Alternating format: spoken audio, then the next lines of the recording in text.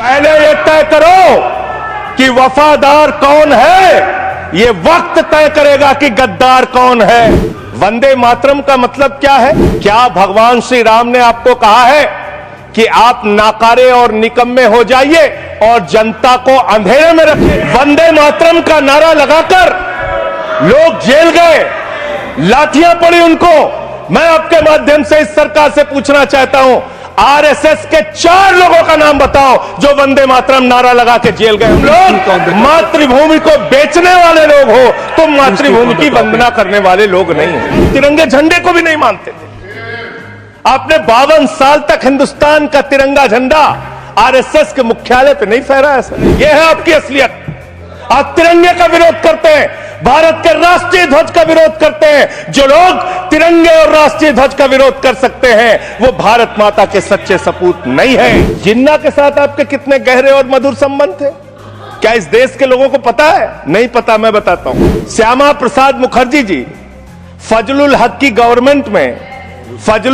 Government में finance minister थे और फाइनेंस मिनिस्टर रहते हुए उन्होंने अंग्रेज गवर्नर को चिट्ठी लिखी और कहा कि भारत छोड़ो आंदोलन, जो हिंदुस्तान के क्रांतिकारियों का आंदोलन था, जो देश की आजादी का आंदोलन था, वो आंदोलन कुचल देना चाहिए, खत्म कर देना चाहिए। ये है रिकॉर्डेड हिस्ट्री आपकी। फजलुल हक वो शख्स है जो पाकिस्तान बनने के बाद वहां की सरकार का गृह मंत्री बना। आपके रिश्ते उन लोगों के साथ थे, ये देश को पता होना चाहिए। इसलिए आप किसी को भी देशभक्ति का प्रमाण पत्र बांटने का काम मत कीजिए।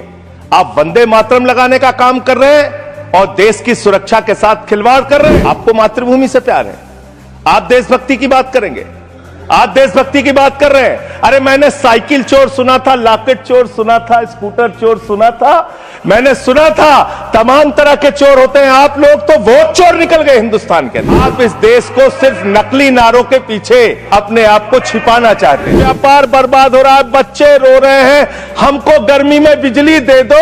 मंत्री जी ने कहा जय श्री राम, बजरंग बली की जय। ये नारे देश की रक्षा के हैं, ये नारे देश को आजादी दिलाने के लिए हैं। ये नारों के पीछे अपने गुनाहों को छिपाने के लिए नारे नहीं है। मैं कहना चाहता हूं, अरे 1 रुपए में तो एक आम नहीं मिलता। आपने 1 रुपए में अडानी को 1050 एकड़ जमीन और 10 लाख आम और लीची के पेड़ दे दिए। ये मातृभूमि की वंदना, ये आपकी मातृभूमि की वंदना है। आप मातृभूमि को बेचकर मातृभूमि की वंदना कर रहे हैं। मातृभूमि की वंदना हिंदुस्तान के एयरपोर्ट को बेच के नहीं हो सकती। मातृभूमि की वंदना रेल को बेच के नहीं हो सकती, सेल को बेचकर नहीं हो सकती। इतिहास देश को पता चलना चाहिए किन लोगों ने देश के साथ गद्दारी की, किन लोगों ने तिरंगे का विरोध किया, किन लोगों ने राष्ट्रगान का विरोध किया। 28 दिसंबर 1949 ऑर्गेनाइजर अखबार जो आरएसएस का मुख्य पत्र है, और इस आरएसएस के मुख्य पत्र में फिर से लिख दे रहा हूं, फिर से पढ़ दे रहा हूं क्या लिखा हुआ है। ये ऑर्गेनाइजर है, क्या लिख रहा है? What is the moral sanction behind government's choice of Jan Gana Man, except that it can be made an item of entertainment? आप राष्ट्रगान का विरोध कर रहे हैं, आप भारत के राष्ट्रगान का विरोध कर रहे हैं। आपके मुख्य पत्र में भारत के राष्ट्रगान का विरोध लिखा गया है। इसके लिए भारत के प्रधानमंत्री को और पूरी की पूरी भारतीय जनता पार्टी को, जो अपने आप को आरएसएस को अपना आदर्श मानती है, पूरे देश से माफी मांगनी चाहिए। यह रिकॉर्ड पे लाऊंगा सर, इसको रख लीजिएगा कि वंदे मातरम के बारे में उसके 150 वर्ष पूरे होने पर यह चर्चा सरकार के द्वारा क्यों प्रायोजित कराई जा रही है। एक तो यह अच्छी बात है कि देशभक्ति की भावना का विकास सबके अंदर हो। वंदे मातरम के महत्व को सारे देश के लोग समझें, नौजवान समझे, किसान समझे, मजदूर समझे, पढ़ा लिखा समझे, गैर पढ़ा लिखा समझे। यह अच्छी पहल है, लेकिन मैं साथ ही साथ यह भी सोच रहा था, तो एक घटना मुझे याद आई मान्यवर। वो घटना थी उत्तर प्रदेश की। हमारे एक ऊर्जा मंत्री हैं माननीय मंत्री जी AK शर्मा जी, उनके सामने व्यापारी लोग पहुंचे, उन्होंने कहा 21 घंटे से लाइट नहीं आ रही, 21 घंटे से लाइट नहीं आ रही, व्यापार बर्बाद हो रहा है, बच्चे रो रहे हैं, हमको गर्मी में बिजली दे दो। मंत्री जी ने कहा जय श्री राम, बजरंग बली की जय, और गाड़ी में बैठ के चले गए। मैं आपके माध्यम से सरकार से पूछना चाहता हूं, क्या भगवान श्री राम ने आपको कहा है कि आप नाकारे और निकम्मे हो जाइए और जनता को अंधेरे में रखिए, बिजली ना दीजिए? यह क्या भगवान श्री राम ने आपको कहा है? यह शिक्षा आपको भगवान श्री राम ने दी है? मनोहर, मुझे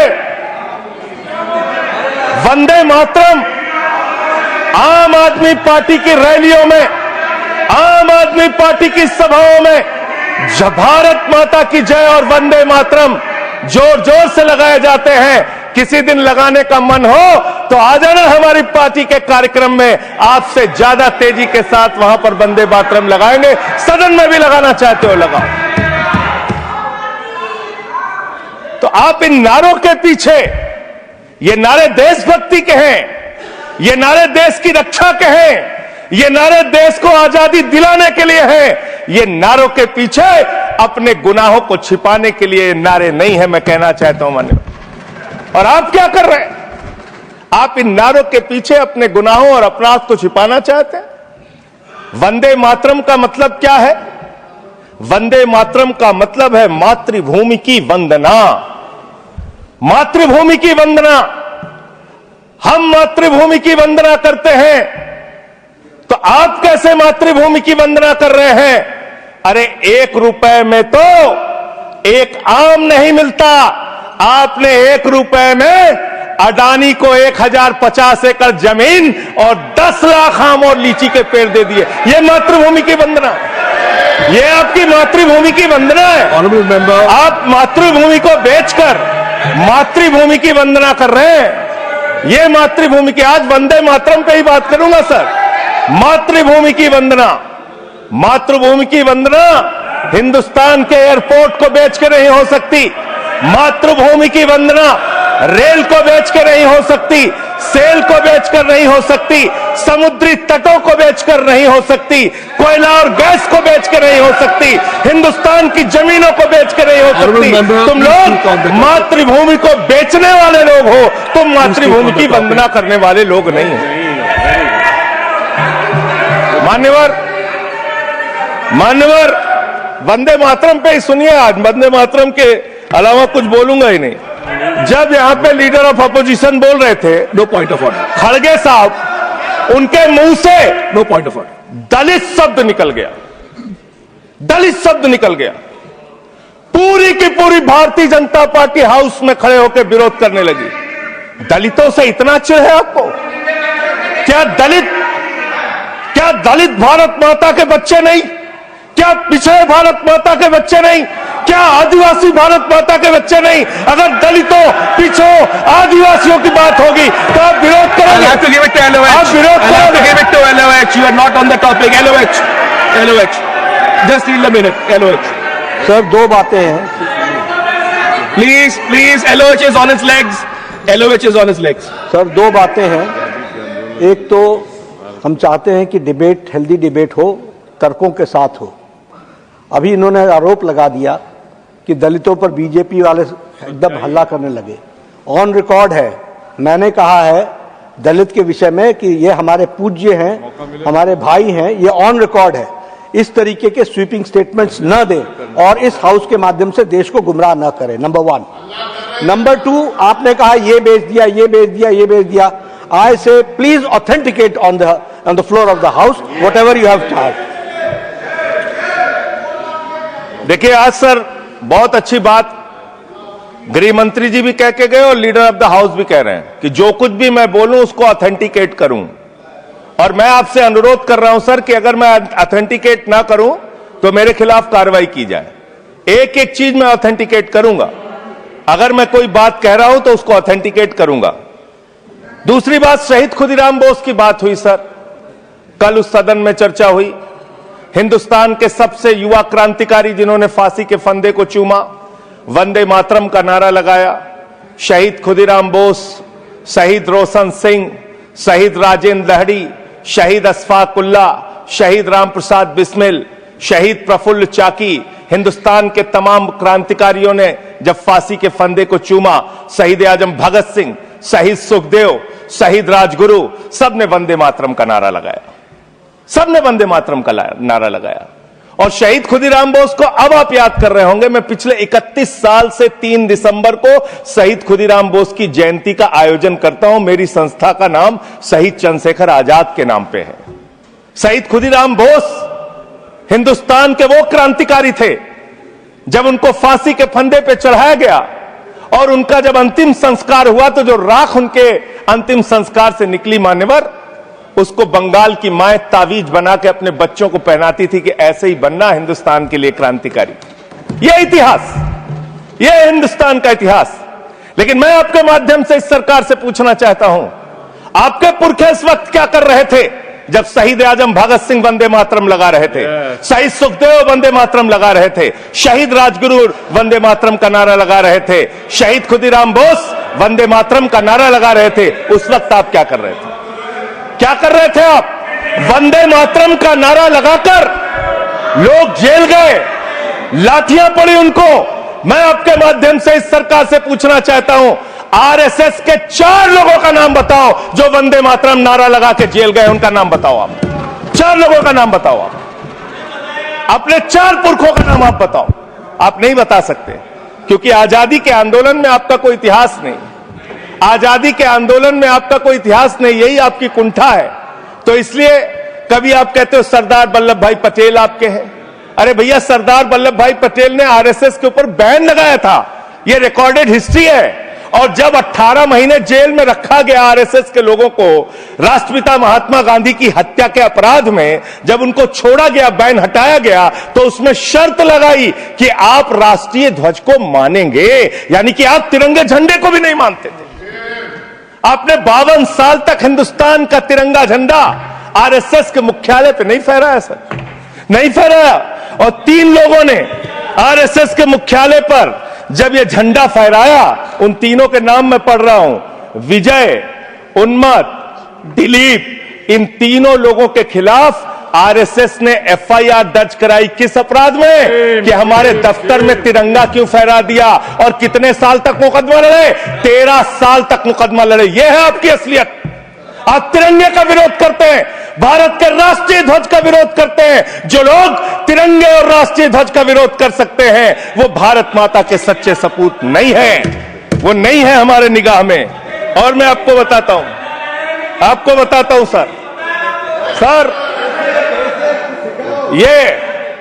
ये है 28 दिसंबर 1949 का ऑर्गेनाइजर पत्र। इसको भी रखूंगा क्योंकि आज गृह मंत्री जी और लीडर ऑफ द हाउस दोनों कह के गए रिकॉर्ड पे सारी चीजें आनी चाहिए, इसको रिकॉर्ड पे रखना चाहिए। इतिहास देश को पता चलना चाहिए, किन लोगों ने देश के साथ गद्दारी की, किन लोगों ने तिरंगे का विरोध किया, किन लोगों ने राष्ट्रगान का विरोध किया। आपको ये पढ़ के सुनाना चाहता हूं, ये ऑर्गेनाइजर है, क्या लिख रहा है। What is the moral sanction behind government's choice of Jan Gana Man, except that it can be made an item of entertainment? आप राष्ट्रगान का विरोध कर रहे हैं, आप भारत के राष्ट्रगान का विरोध कर रहे हैं। आपके मुख्य पत्र में भारत के राष्ट्रगान का विरोध लिखा गया है। इसके लिए भारत के प्रधानमंत्री को और पूरी की पूरी भारतीय जनता पार्टी को, जो अपने आप को आरएसएस को अपना आदर्श मानती है, पूरे देश से माफी मांगनी चाहिए। यह रिकॉर्ड पे लाऊंगा सर, इसको रख लीजिएगा, ये रिकॉर्ड पे रखा जाए। मान्यवर, फिर से बोल दे रहा हूं, 28 दिसंबर 1949 ऑर्गेनाइजर अखबार, जो आरएसएस का मुख्य पत्र है, और इस आरएसएस के मुख्य पत्र में फिर से लिख दे रहा हूं, फिर से पढ़ दे रहा हूं क्या लिखा हुआ है। What is the moral sanction behind government's choice of Jan Gana Man? Unnecessarily get provoked. It can be made an item of entertainment. Please continue. ये लिखा हुआ है। Sanjay ji unnecessarily provoke. Continue. अच्छा सर, मैं आपसे ये कहना चाहता हूं कि आपने तिरंगे का विरोध किया, राष्ट्रगान का विरोध किया, वंदे मातरम आपने लगाया नहीं कभी, कोई आपका व्यक्ति देश की आजादी के आंदोलन में जेल नहीं गया, कभी आपने कोई देश के लिए, हमारे यहां अवधि में कहावत है, नाखून कटाए के शहीद न बना भैया। तू तो नाखूनों नहीं कटाया भैया, बिना नाखून कटाए शहीद बना चाहता है, बिना नाखून कटाए शहीद। ऐसे काम नहीं चलेगा सर। जिन्ना का भी जिक्र कल दूसरे सदन में हुआ, प्रधानमंत्री जी ने जिक्र किया। जिन्ना के साथ आपके कितने गहरे और मधुर संबंध थे, क्या इस देश के लोगों को पता है? नहीं पता, मैं बताता हूं। श्यामा प्रसाद मुखर्जी जी फजलुल हक की गवर्नमेंट में फाइनेंस मिनिस्टर थे, और फाइनेंस मिनिस्टर रहते हुए उन्होंने अंग्रेज गवर्नर को चिट्ठी लिखी थी। Shyama Prasad followed this and told Governor Herbert, the administration of the Bengal province should be carried on in such a manner that in spite of the best efforts of the Congress, this Quit India movement will fail. ये चिट्ठी लिखी है। आपने भारत छोड़ो आंदोलन के खिलाफ आपके नेता, जनसंघ के पहले राष्ट्रीय अध्यक्ष और तत्कालीन गवर्नमेंट में जो वित्त मंत्री थे, उन्होंने चिट्ठी लिखी अंग्रेज गवर्नर को और कहा कि भारत छोड़ो आंदोलन, जो हिंदुस्तान के क्रांतिकारियों का आंदोलन था, जो देश की आजादी का आंदोलन था, वो आंदोलन कुचल देना चाहिए, खत्म कर देना चाहिए। ये है रिकॉर्डेड हिस्ट्री आपकी, ये आपको, आपके बारे में पूरे देश को पता रहना चाहिए। अब जिन्ना, हाँ, इसको भी सभा के पटल पर रखूंगा। जिन्ना और आपके रिश्ते क्या थे? कितने मधुर रिश्ते थे। एक राज्य में सरकार नहीं बनाई मान्यवर इन्होंने, नॉर्थ वेस्ट फ्रंटियर, सिंध प्रांत और फजलुल हक की गवर्नमेंट। फजलुल हक वो शख्स है जो पाकिस्तान बनने के बाद वहां की सरकार का गृह मंत्री बना। आपके रिश्ते उन लोगों के साथ थे, ये देश को पता होना चाहिए। इसलिए आप किसी को भी देशभक्ति का प्रमाण पत्र बांटने का काम मत कीजिए। आप वंदे मातरम लगाने का काम कर रहे हैं और देश की सुरक्षा के साथ खिलवाड़ कर रहे हैं। आप भारत की सेना को 4 साल के अग्निवीर पे लेके आ गए, जो हिंदुस्तान की सीमा की सुरक्षा करने वाले हैं, जो वंदे मातरम का नारा लगाते हैं हमारे जवान, हमारे सैनिक, जो -50 डिग्री टेम्परेचर में सियाचिन में और +50 डिग्री टेम्परेचर में जैसलमेर में भारत की सीमाओं की रक्षा करते हैं, इस मातृभूमि की रक्षा करते हैं। उनके पीठ में छुरा मारने का काम आपने किया, उनकी नौकरी 4 साल की कर दी अग्निवीर की। आपको मातृभूमि से प्यार है, आप देशभक्ति की बात करेंगे, आप देशभक्ति की बात कर रहे हैं। अरे मैंने साइकिल चोर सुना था, लॉकेट चोर सुना था, स्कूटर चोर सुना था, मैंने सुना था तमाम तरह के चोर होते हैं। आप लोग तो वोट चोर निकल गए हिंदुस्तान के अंदर। वोट चोर, 3 करोड़ वोट उत्तर प्रदेश में 3 करोड़ वोट की चोरी करने जा रहे हैं। कल की मीटिंग में पता चला 17.5% वोट उत्तर प्रदेश में काटे जाएंगे। आप ये कर रहे हैं, ऐसे लोकतंत्र को मजबूत करेंगे? ऐसे आप मातृभूमि की सेवा करेंगे? ऐसे आप मातृभूमि की वंदना करेंगे? मान्यवर, मैं आप लोगों से सिर्फ इतना कहना चाहता हूं मान्यवर, आपके माध्यम से, कि हमने फिल्मों में सीन देखी है, डाकू लोग आते हैं, जय भवानी जय भवानी जय भवानी कह के, और वो गांव का गांव लूट के चले जाते हैं। जय भवानी कह के गांव का गांव लूट के चले जाते हैं। हम इस देश के अंदर किसी भी सरकार को वंदे मातरम और भारत माता की जय लगाकर देश को लूटने की इजाजत नहीं देंगे। वंदे मातरम लगाएंगे, भारत माता की जय लगाएंगे, जय हिंद भी कहेंगे, राष्ट्रगान भी कहेंगे, वंदे मातरम भी गाएंगे, लेकिन देश के साथ गद्दारी और धोखेबाजी नहीं करने देंगे। आपको नहीं करने देंगे। ये देशभक्ति के नारे हैं, ये देशभक्ति के नारे हैं। आप बेरोजगारी पे बात नहीं करना चाहते, महंगाई पे बात नहीं करना चाहते, दलितों का मंदिर में प्रवेश वर्जित है, कहीं उनको रोका जा रहा है, उस पर बात नहीं करना चाहते, पिछड़ों का शोषण हो रहा है, उस पर बात नहीं करना चाहते। आपने मातृभूमि की सेवा यह की है कि आज हिंदुस्तान के ऊपर 200 लाख करोड़ रुपए का कर्जा है, 200 लाख करोड़ रुपए का कर्जा। आपने हिंदुस्तान को आज इस स्तर पे पहुंचाने का काम किया है। और दूसरी बात मैं पूछना चाहता हूं आपके माध्यम से मान्यवर, इस देश में मजदूर भी है, किसान भी है, आदिवासी भी है, दलित भी है, पिछड़े भी है, सवर्ण भी है, सब में अनपढ़ है, सब में भारी संख्या है जो पढ़े लिखे नहीं है, जिनको संस्कृत का ज्ञान नहीं है, जो नहीं पढ़ सकते वंदे मातरम। तो आप उनको कह रहे हैं कि वो देशभक्त नहीं है। मैं आपके माध्यम से कहना चाहता हूं, वो देश को लूटने वाले अडानी जैसे पूंजीपतियों से ज्यादा बड़े देशभक्त हैं, जो अपने बच्चों के लिए श्रम करते हैं, मजदूरी करते हैं, कुली का काम करते हैं और अपने बच्चों का पेट भी पालते हैं, देश की भी सेवा करते हैं। वो आपसे ज्यादा देशभक्त हैं। उनकी देशभक्ति को आप इससे चेक करने का काम मत कीजिए, इससे पैसे उससे परीक्षा करने का काम मत कीजिए।